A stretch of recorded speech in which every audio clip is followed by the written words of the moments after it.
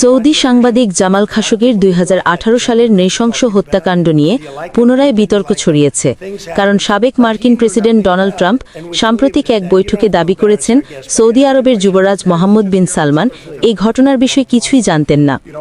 এই বক্তব্য এসেছে এমন সময় যখন মার্কিন সিআইএ ও গোয়েন্দা সংস্থাগুলো স্পষ্ট জানিয়েছে যুবরাজ এই হত্যাকাণ্ড অনুমোদন করেছিলেন বলে তাদের মূল্যায়ন।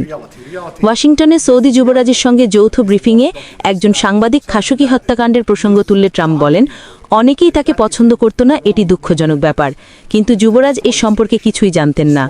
আমাদের অতিথিকে লজ্জায় ফেলবেন না। ট্রাম্পের এই মন্তব্যকে সমর্থনমূলক অবস্থান হিসেবে দেখা হচ্ছে, যেখানে তিনি বিন সালমানকে রক্ষা করার চেষ্টা করছেন। সৌদি যুবরাজ মোহাম্মদ বিন সালমান ঘটনাটিকে আবারও বেদনাদায়ক ও একটি বড় ভুল বলে উল্লেখ করেন।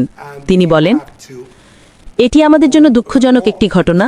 ভবিষ্যতে এমন ভুল এড়াতে আমরা অনেক সংস্কার করেছি। সৌদি সরকার ইতিমধ্যে তাদের অভ্যন্তরীণ আইন ও নিরাপত্তা ব্যবস্থায় পরিবর্তন আনার দাবি করেছে। মার্কিন গোয়েন্দা সংস্থা সিআইএ এর বিশ্লেষণ অনুযায়ী খাশোগি হত্যাকাণ্ড উচ্চ পর্যায়ের অনুমোদন ছাড়া সম্ভব নয়। তাদের সিদ্ধান্তে বলা হয়, যুবরাজ এমবিএ সরাসরি বা পরোক্ষভাবে এই হত্যার অনুমতির সঙ্গে যুক্ত।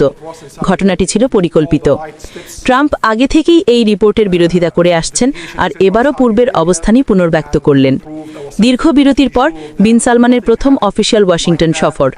আলোচনায় ছিল প্রতিরক্ষা সহযোগিতা, অর্থনীতি, নিরাপত্তা ও মধ্যপ্রাচ্য পরিস্থিতি। কূটনৈতিক দিক থেকে এটি দুই দেশের সম্পর্ককে আরও ঘনিষ্ঠ করছে।